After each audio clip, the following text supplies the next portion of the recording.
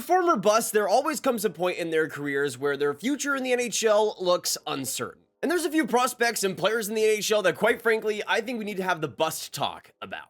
So that begs the question, which prospects are going towards the bust category and which players going in that direction do I think will turn it around? Well, make sure you watch till the end as we go through all the prospect talk here today, and hit that subscribe button if you're new for more hockey prospect content just like this as we lead up to the draft this summer, presented by BetUS. Now we're getting into the prospect talk in a second here, but let's talk about today's sponsor in BetUS first, the best place to make your hockey picks throughout the year, and not even just on hockey, but every sport here with the NFL, Super Bowl coming up, with the NBA still going, of course, you can go through every single sport, and with the NHL, you can go through every single NHL game, going through the winners, the money line, the over-unders, whatever you want to go for. You can also bet on the NHL draft as well as the Four Nations for this year too. So a lot of options there. Plus, you get a 2,000% sign-up bonus with your first deposit on their live casino. And when you use code YouTube150, you'll get a 150% sign-up bonus on your first deposit, 125% sign-up bonus on your next two deposits after that. A big thank you to BetUS for sponsoring today, and let's get right into the video. Now today we're going to go through the NHL drafts of the 2020s. I was debating going until 2019, but I feel like we talked about some of these prospects before that haven't worked out on the channel. Guys like Lassie Thompson, Samuel Poulin,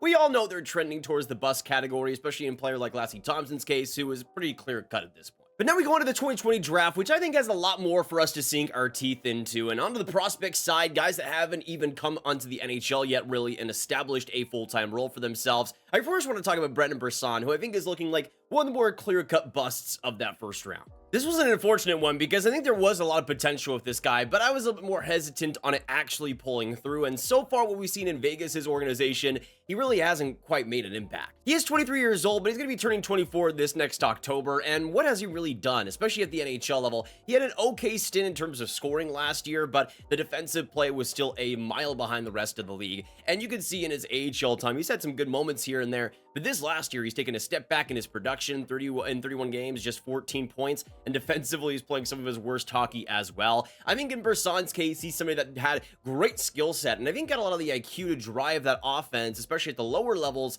But what we're seeing out of that pro game, especially with the physicality and the pace of play, is just too much for Brisson to handle, especially at the NHL level. Especially when you consider the team he's on in Vegas, who as a unit always likes to bring intensity and work ethic. I think in Brisson's case, that's something that he's clearly lacked at the NHL level, and just doesn't quite seem like a Vegas Golden Knight fit. I could still see him working out maybe as a bottom six scorer on some different team, but in Vegas, I just don't think it's going to work out. I think for a lot of head coaches, it's a tough sell to play a player like Brisson, but especially in his case when he's not even really putting up the offense to make up for it. And I think in his case, his NHL future is pretty rapidly declining. Now we're going to go to the 2020 draftees that aren't prospects anymore. They're full-time NHLers, but I don't think are quite living up to the potential that we all had for them. The first one is Jamie Drysdale, and I think he's been a little bit better as of late over the last couple weeks or so. But I think for Philadelphia, of course, getting traded from Anaheim, I think 6th overall type of potential is pretty lost at this point. He is still 22 years old, but I think the time is really ticking here. He was somebody that always loved the skating and the confidence that he was able to possess, especially with the puck possession he brought, but he was somebody that I could still see why he would have some struggles at the NHL level, and I think we've seen a lot of those struggles over the last couple of years. On defense, of course, that is the main thing. He just doesn't have the size or the ability to really counter forecheckers or really get past pressure, and I think that is something that has kind of ruined a little more of his offensive game. That separation speed has been improving, but it hasn't quite been at the level where it's overwhelmingly good, where he's able to get past opponents and really make that offensive game the priority. He's somebody that's had to kind of rein things in, I think, a little bit, and that physical opposition has been something that I think has been a massive learning curve. You also consider the multitude of injuries we've seen since his draft year, and Drysdale has been held back in pretty much every single way. And I really do feel bad for him because I think the potential is still there to be a solid offensive D, but a 6th overall pick type of guy, I just don't quite see that, at least at this point. The bar is higher for players like Drysdale that are smaller defensemen, and I think he's somebody that has yet to clear that mark, but I am rooting for him because especially when you're playing in Philadelphia, you have the magnifying glass against you. I do think he will be able to turn the page eventually, but again, up to that potential and that hype he had back in his draft year as the #1 defenseman, I think pretty clear-cut Jake Sanderson was better, and that is a mistake for me for sure because I was Team Drysdale all the way.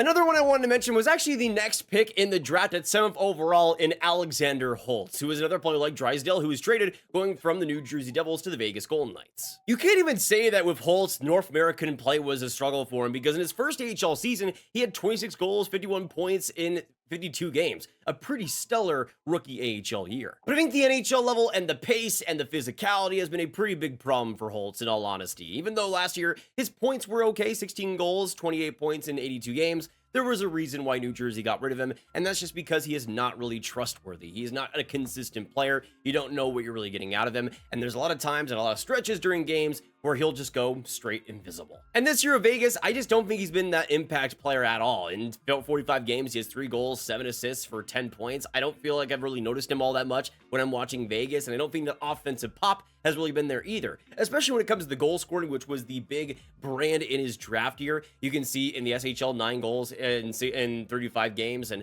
at the World Juniors also a solid mark. The goal scoring was always the biggest attribute of Holtz. This year, just 3 goals in 45 games. It's just not acceptable for a bottom line offensive player in Holtz's case, and I'm surprised he's even gotten as much playing time as he has. Now, another forward that was drafted at the top end of the draft that is in a similar position is Lukas Reichel of the Chicago Blackhawks, the 17th overall pick by the Chicago back in 2020. He's somebody that I really liked in his draft year, liked him around that 17-15 range, and is somebody that has had his wild inconsistencies throughout the NHL. But I also don't really blame him too much because I think his deployment by Chicago has been all over the place pretty much the entire time. You can see, just like Holtz in his first AHL season, he was outstanding. In 56 games, had 57 points, looked brilliant there, but you could see just consistently throughout his NHL time, he's put up some decent numbers, but I think hasn't been quite in the position to succeed. He's never really been on the top line with Connor Bedard consistently. A lot of his season this year has been spent on the 4th line with players like Pat Maroon, and of course, the production isn't going to look all that great when you're playing with guys like that and getting 8 minutes a night. In Reichel's case, I think there's a lot of potential with the skills that he has, but the confidence has just never been there, and that is a big fuel in Reichel's game, and that's, I think, a big reason why he's kind of felt flat at the NHL so far. A big thing too that he's had to deal with is that he was a winger pretty much all throughout his career until these last couple of years, where Chicago seems to have forced him into the center position, and there were some massive growing pains there.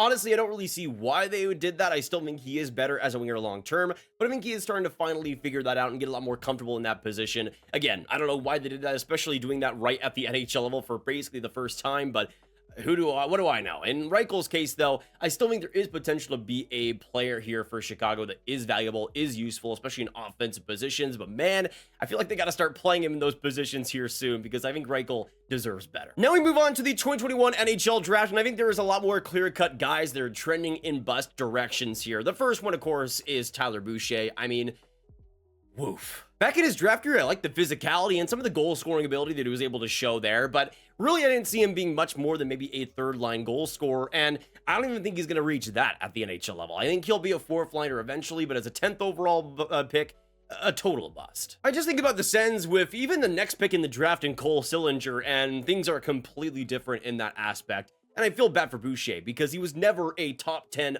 player. He should have been a 2nd rounder, and in that case, he'd be fine as a prospect. I honestly feel bad for Boucher because I don't think he was ever a top 10 type of player, but he's somebody that I think can become an NHLer in the future, and I hope he does, because all of this spotlight on him, I don't think was ever warranted in the first place. Now, going on to somebody that I do think had some warranted light shone upon him, but just has had so many injuries that has really held back his NHL career, and that is Chaz Lucius, who was an 18th overall pick by Winnipeg, and honestly, out of all the prospects we'll talk about today, I just think is the one affected the most by things out of his control. He's still young at 21 years old, but you can see pretty much almost every single year it feels like he has an injury that sets him back and makes us concerned about him. Since his days in the NTDP, where I thought he really showed great goal scoring ability and a knack for the net, you can see since then he's barely playing the AHL, barely playing the WHL when he goes there, has some good statistics, has some good totals, but he's just never able to stay healthy. And this is what just pains me the most, because I think this guy could have been a great middle 6 forward, middle 6 centerman who could bring some great goal scoring ability, especially on the power play.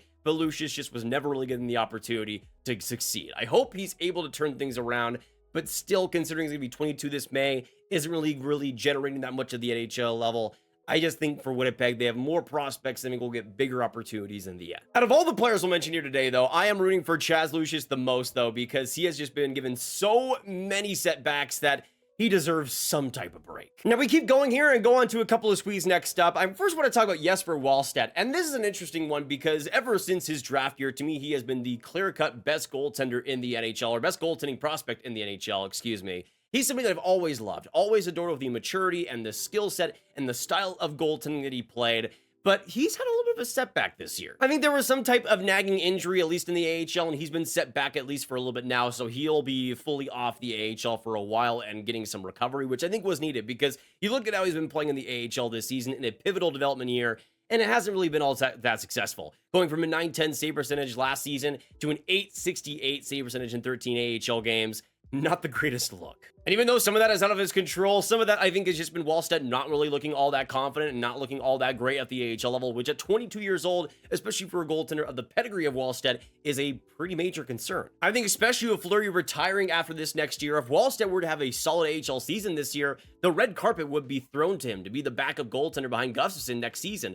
But with how he's playing, I don't know if Minnesota's going to give him the clear-cut opportunity there. I think they're going to have to sign somebody to hope that Wallstedt can compete with them. But with how he's playing this year, it really doesn't seem like he's going to be that top-end goaltender that I thought he would be. Once he does get back healthy, though, that's what I think the test is really going to be started here. Even though goaltenders take a lot more time, he's going to be 23 this November, and I really want to start seeing some results, at least at the AHL level, because I think that is going to be important for him long-term. Next up, we're going to go into another Swede in that 2021 draft, and actually the pick right after Jesper Wallstedt in Fabian Lysell. And going 21st overall, looking back on it, was a lot better of a spot for him than top 10 where I had him in my rankings. But I still like Lysell a lot, though, and what we saw out of him in his one game with Boston, I thought was pretty good, bringing some speed, bringing some good intensity. I thought he was what Boston needs more of, but man, I don't know what Boston is really doing with him, but they are giving him barely any opportunity whatsoever. I get trying to be patient, and Boston isn't exactly the team to really give much opportunity to undersized forwards, which is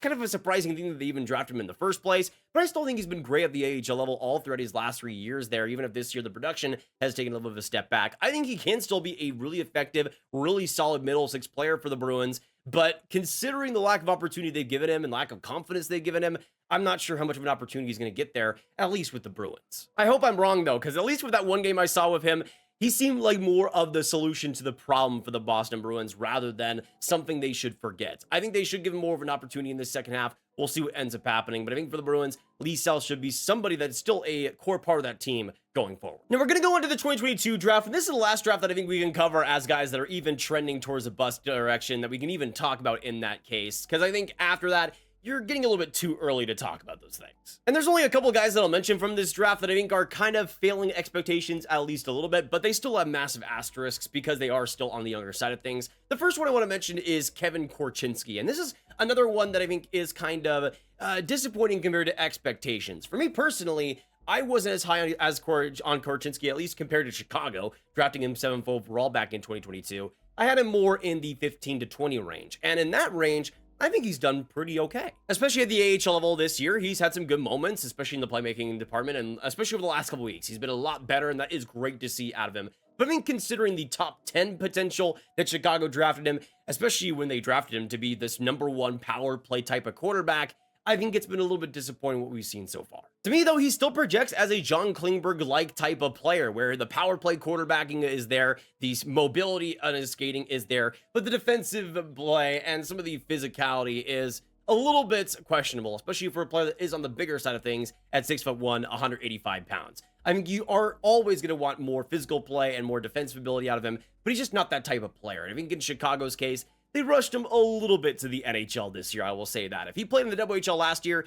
and was onto the AHL this season, I think his confidence and his stock around the league would be a lot higher. But I think he is a symptom of going so high in the draft, because if he was a 20th overall pick and was in the WHL last year, in the AHL this season, I think we would all be speaking very highly of him. But I think he's under the radar now because he got sent back down to the AHL after not really looking all that great at the NHL level this year. But I think he'll be just fine. I think he'll be a very solid middle pair power play quarterback who will get the job done offensively, but I still think Chicago could use some beef to that defensive pool. And if there's a Matthew Schaefer coming in, if Korchinski's right behind him, I think that's the perfect spot for him. So for anybody putting the bust label on him, I think you're probably expecting too much. Korchinski will be just fine in my opinion. Now going on to the last player in the 2022 draft I want to mention here, and somebody that especially with his start was turning a lot of heads and a lot of question marks here, in Rutger McGroarty. Now of course, big trade between Winnipeg and Pittsburgh, sending McGroarty from the Jets to the Penguins. And of course, it seems like it was majorly influenced by McGroarty not really wanting to play with Winnipeg, seemingly wanting to be an NHL player to start things out. That just did not work. He was immediately really a non-factor for the Penguins, only played 3 games there before getting sent down, which is pretty telling. And his start in the AHL was also really brutal. The physicality, the pace of play was just kind of past McGrody at that point. But I think over the last couple weeks, we have seen McGrody adjust, get a little bit more comfortable, and especially in the scoring department, he's been a lot more consistent. His stretch throughout the start of the season was pretty bad, but now he's up to 18 points in 31 games, which still isn't the greatest for a player of his caliber, but I think considering his weakness in skating, I think he is still somebody that has some learning curves to go through. I've liked McGrody for a while, but I was always of the opinion that he needed AHL time before he was an NHLer. I don't really know what he was thinking, saying that he was going to go from immediately an NCAA guy to the NHL level, especially with his skating and some of the defensive concerns.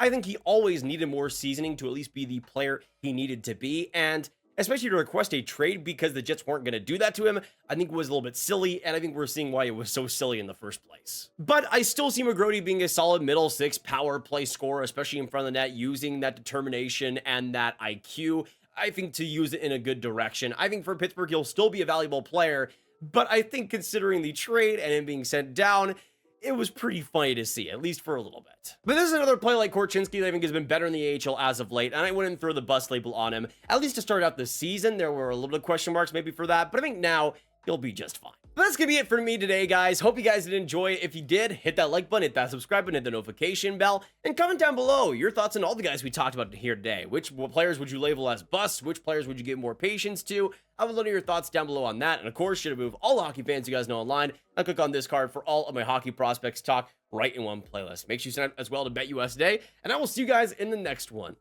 Goodbye.